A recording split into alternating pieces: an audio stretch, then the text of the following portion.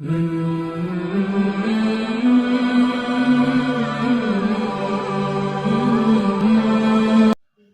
alaikum wa rahmatullahi ta'ala wa barakatuh. A kí gbogbo ẹ̀yin olólùfẹ́ tí ẹ̀ ń wà nínú ilé lásìkò yìí wípé àánú Ọlọ́run àtòrí ajẹ́njẹ tán rẹ̀ kó máa bá ẹnìkọ̀ọ̀kan wa gbé àmín.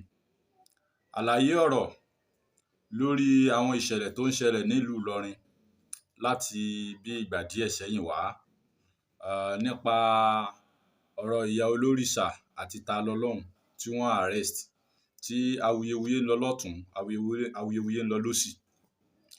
Kò sí tí ó jẹ́ kí àwa máa tẹ̀síwájú tàbí ká máa keep on láti máa mú àlàyé wá lórí ọ̀rọ̀ yìí ju pé títí dàsìkò yìí náà ọ̀pọ̀lọpọ̀ àwọn èèyàn sì wà tó jẹ́ wípé bọ́rọ̀ yẹn gangan ṣe jẹ́ ó ń ṣókùnkùn sí wọn.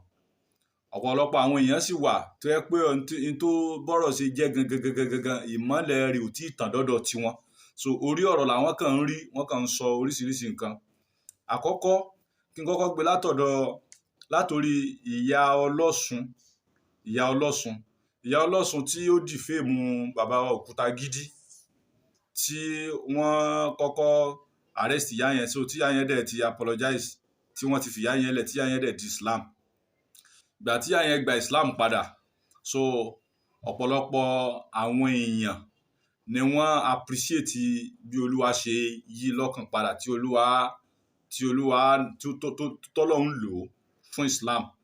So nínú appreciation yẹn wọ́n ń donate owó, ara wọn tó ń donate owó, àwọn ẹ̀bùn oríṣiríṣi ẹ̀bùn rabandẹ̀, ara wọn tí wọ́n ń fún ní umura, ara wọn tí wọ́n ń fún ní hajj àti oríṣiríṣi àwọn ẹ̀bùn míì tí etí ò gbọ́ lórí afẹ́fẹ́. So tí àwọn èèyàn wá ń sọ nípa ìgbésẹ̀ ìyá ọlọ́sùn yìí ni wípé wọ́n hàtì ni, àwọn mùsùlùmí hàtì ni, àrèjì ni, kìnìkan wípé báwo ni ìyá yẹn ṣe máa rí kẹ́límọ̀ la ilaha illallah pè fluently bẹ́ẹ̀ yẹn lẹ́sẹ̀kẹsẹ̀ láì jẹ́ sí pé wọ́n ṣẹ̀ṣẹ̀ ń kọ́ fún ìgbà pípẹ́ pé wọ́n dẹ̀ pè sí lẹ́ẹ̀kan náà ó dẹ̀ rí wí pé sí láàrin ọ̀sẹ̀ bíi mẹ́ta tí wọ́n mú ló ti asáré mọ kẹ́límọ̀ la ilaha illallah. Àmì tó jẹ́ kókó náà rọ̀ ni pé ẹni tẹ́ ń sọ̀rọ̀ rẹ̀ ìyá ọlọ́sùn yìí as a person mùsùlùmí ni tẹ́lẹ̀ kó tó dìyà ọlọ́sùn. So ẹni tó jẹ́ mùsùlùmí tẹ́lẹ̀, so ẹ lè expect káti pé kẹ́límọ̀ la ilaha illallah kó nira fún un. So gbogbo ẹ̀yin tẹ́ ń sọ pé wọ́n arrange ẹ̀ ní fíìmù ni wọ́n ń sọ jagunjagun part 1 ní season fíìmù ní kìnìkan ọ̀rọ̀ rí bẹ́yẹn. Kẹ́límọ̀ la ilaha illallah ẹ má jẹ́ ó yà yín lẹ́nu tẹ́ bá dé ìdí òrìṣà àbọ́dọ̀ àwọn oníṣẹ̀ṣe ẹ rí ọ̀pọ̀lọpọ̀ tí ó mọ fáyà, ẹ rí ọ̀pọ̀lọpọ̀ tí ó mọ kéwú. Ṣé bá ń rí lórí social media tí àwọn ẹgbẹ́ kan tí wọ́n pera wọn lóníṣẹ̀ṣe tí wọ́n ń ka kùrìsíyù, tẹ́lómi ń ka yudafiu, tẹ́lómi tó ń tú alukurani tí wọ́n tó ń fi ohun tó dùn ka alukurani. So tí ó bá dọ̀la tí irú ẹni yẹn bá gba Islam, ṣé ẹ wàá sọ wípé wọ́n hà àti fíìmù ni wípé kò rí nígbà tí ó bá rí kéwú pè tó rí pè yanjú. Bẹ́ẹ̀ náà ni ẹ lè dé church kẹ́ ẹ bá ẹlòmíì ń bẹ̀ kó ti nímọ̀ nípa ẹ̀sìn Islam tẹ́lẹ̀tẹ́lẹ̀ ṣùgbọ́n pẹ̀lú ìdí kan sí kejì nìrìn àjò fi gbé lọ síbẹ̀ yẹn tó nítorí bá padà di Islam lọ́la tó bá rí kéwú wí tó wí yanjú, ṣé ẹ sọ wípé wọ́n arrange ẹ̀ ni? Ẹ sọ pé fíìmù ni kò rí bẹ́ẹ̀ o. Gbogbo àwọn tá à ń sọ yìí ìpìlẹ̀ wọn Islam ni wọ́n. In tí wọ́n pè sí lẹ́nu tó rí wí in tóun fúnra rẹ̀ mọ̀ tẹ́lẹ̀ ni ó mọ̀ lórí ahọ́n ṣùgbọ́n Ọlọ́run ní ó fi ìmọ̀ rẹ̀ mọ̀ lórí ọkàn. Níjọ́ tí ìmọ́lẹ̀ Ọlọ́run dẹ̀ ti wá tàn sórí ẹ̀mí rẹ̀ níjọ́ náà ló gbà fọ́lọ́run. So bí ọ̀rọ̀ tìyá ọlọ́sùn ṣe jẹ́ nìyẹn. Ẹlẹ́ẹ̀kejì lórí ọ̀rọ̀ ta lọ́lọ́run, gbogbo ẹ̀yin tí ẹ̀ ń fi péèjì ta lọ́lọ́run tẹ́ tún fi ń post ẹ̀ tún ń dáràn kún ọ̀ràn fún ẹ̀ tún ń dáràn sí lọ́rùn. Àwọn tí ta lọ́lọ́run ṣẹ̀ níṣẹ́ lẹ̀ bá máa bẹ̀bẹ̀, níṣẹ́ lẹ̀ bá máa bẹ̀ wọ́n kí wọ́n jáwọ́ nínú kéèsì yẹn. Ewúlẹ̀ ń búyàn sí, ẹ má tún máa dáràn kọ́ràn fún ta lọ́lọ́run. Ẹ bá bẹ̀bẹ̀ ni, ẹ má tún máa gbọ́n àwọn Yorùbá ní à ń jèkuru kó tán láwo ẹ̀tún gbọ́wó, à ń jèkuru kó tán ẹ̀tún gbọ́wó ẹ̀ sáwo. Ẹ má tún gbọ́n owó èkuru ọ̀ràn títa lọ́lọ́run dá, ẹ má gbọ́n owó rẹ̀ sáwo. Àwọn kan ní sópàyàn ni sórèpù yẹn ni sójalè ni, bẹ́ẹ̀ ni kò pààyàn. ṣùgbọ́n lábẹ́ òfin ẹnikẹ́ni ló lẹ́tọ̀ọ́ láti jà fún ẹ̀tọ́ rẹ̀. Nígbà tí ó bá bà mí lórúkọ jẹ́, orúkọ tí ìyá àti bàbá ò sọ mí, tó bá pè mí, ìwà tí mi ò wù tó bá sọ fárá ayé pé mo wù, mo ní right láti pè ẹ́ lẹ́jọ́ pé ibi tí mo ti ṣe tí mo tó ní mo ṣe ọ̀yá wá fi hàn ayé. So ẹni tí àwọn ẹ̀yin tẹ́ẹ̀dẹ̀ ń dáná síta lọ́lọ́run, ẹ̀yin tí abánidá tí kì í bá ní débẹ̀, gbogbo ẹ̀yin tẹ́ẹ̀ ń dá ọ̀ràn kọ́ràn fún yìí, níjọ́ títa lọ́lọ́run ti wà níbi tó wà yẹn, ààrẹ nìkankan nínú yín kó lọ síbẹ̀. Ọ̀pọ̀lọpọ̀ àwọn tí wọ́n dáràn sí lọ́rùn gan làwọn tí wọ́n wá ń dìde yìí. Ṣùgbọ́n kò jẹ́ pé arọ gbogbo ẹ̀yin oníṣẹ̀ṣe ẹjọ́ torí tọ́lọ́run, ẹjọ́ ẹ má tún dáràn kọ́ràn fárákùnrin yìí mọ́. Tẹ́ ẹ̀ bá lè bá tán ọ̀ràn, ẹ má tún wá ẹ̀sùn sí lẹ́sẹ̀ kó mú wa dàbí ìgbà pé ẹ̀yin gan lọ̀tá fún un. Torí pé nísìn àwọn tí wọ́n arrest ẹ̀ yìí èèyàn ọ̀tọ̀ ni wọ́n.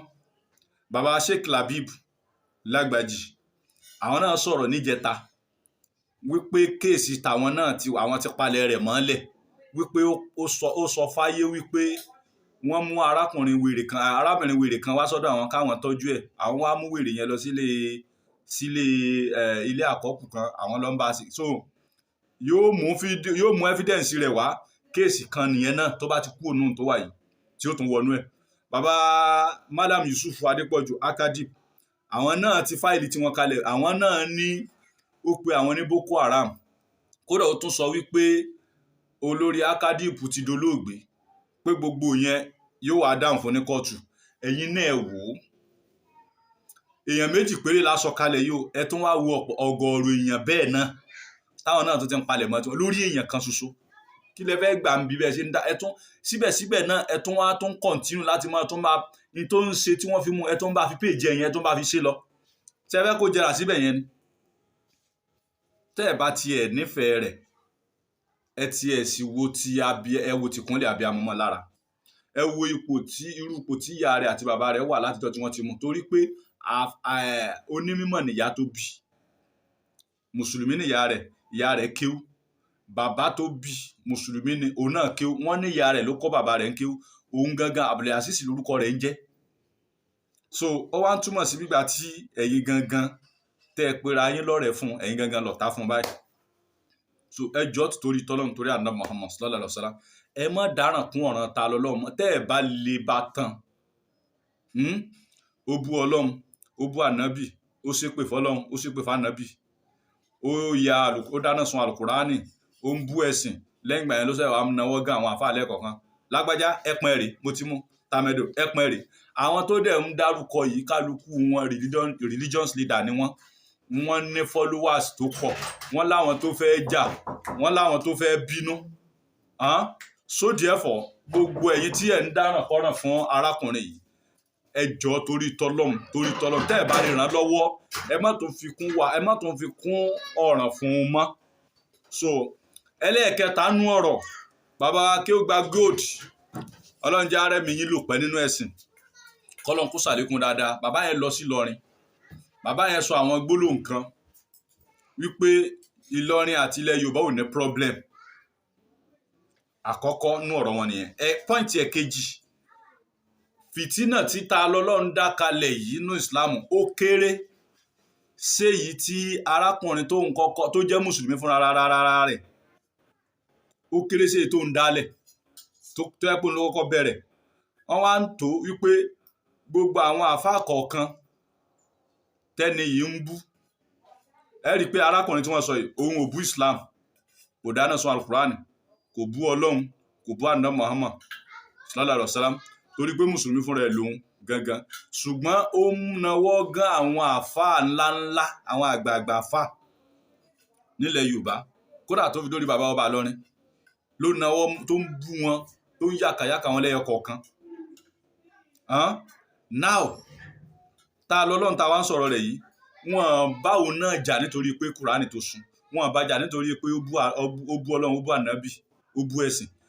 Àwọn èèyàn tó bú, àwọn èèyàn tó pè lórúkọ burú, àwọn èèyàn tó bà lórúkọ jẹ́ ni wọ́n ń bá jà.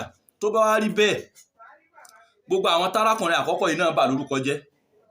Ní tí bàbá Akéwàgbà Gold ń sọ nìyẹn o. gbogbo àwọn tí ta lọ́lọ́run dẹ̀ bú yìí ìlànà tí arákùnrin àkọ́kọ́ yìí là kalẹ̀ ní ta lọ́lọ́run tẹ̀lé tó ń túmọ̀ sí pé arákùnrin tá a wí òun ló fún ta lọ́lọ́run ní guideline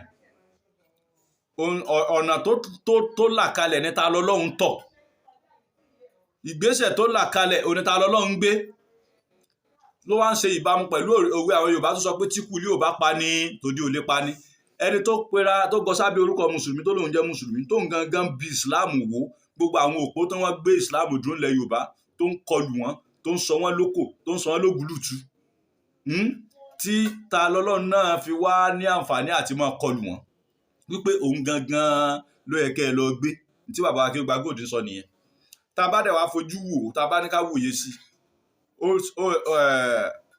ó jọ bẹ́ẹ̀ lóòótọ́ ó jọ bẹ́ẹ̀ wọ́n ló forúkọ àwọn àfáà ńláńlá ó fún wọn bókáàdì tí ó wà bókáàdì tán ó lò ó sí bẹ́ẹ̀ mọ́ Allahu Akbar tó abẹ́ Ọlọ́run mo dẹ̀ rí kọ́mẹ̀ntì pásítọ̀ kan wípé pásítọ̀ yẹn ní àwọn bẹ gbogbo ẹlẹ́sìn mùsùlùmí pátá àwọn bẹ gbogbo ẹlẹ́sìn kìrìsìtẹ́nì àwọn bẹ gbogbo oníṣẹ̀ṣe pátá ẹ jẹ́ ká jogun omi ẹ jẹ́ ká jẹ́ peace kó jọba láwùjọ wa ẹ má jẹ́ kí ogun ẹ̀sìn kó ṣẹlẹ̀ lórílẹ̀‐èdè yìí abẹ́ Ọlọ́run nínú àánú rẹ̀ ilẹ̀ Yorùbá Ọlọ́run má jẹ́ ó bàjẹ́ Islam Ọlọ́run má jẹ́ ó bàjẹ́ orílẹ̀‐èdè Nàìjíríà Ọlọ́run má dàrú má dà lé mi rú má dà lé rẹ̀ rú má dà ilé àtọ̀nà ẹnìkọ̀ọ̀kan wa rú ọlá agbára Ọlọ́run ọlá àṣẹ tọ́lọ́run fi ń jẹ́ Ọlọ́run la hawla wala quwwata illa billahi al-aliyyil azim àmín.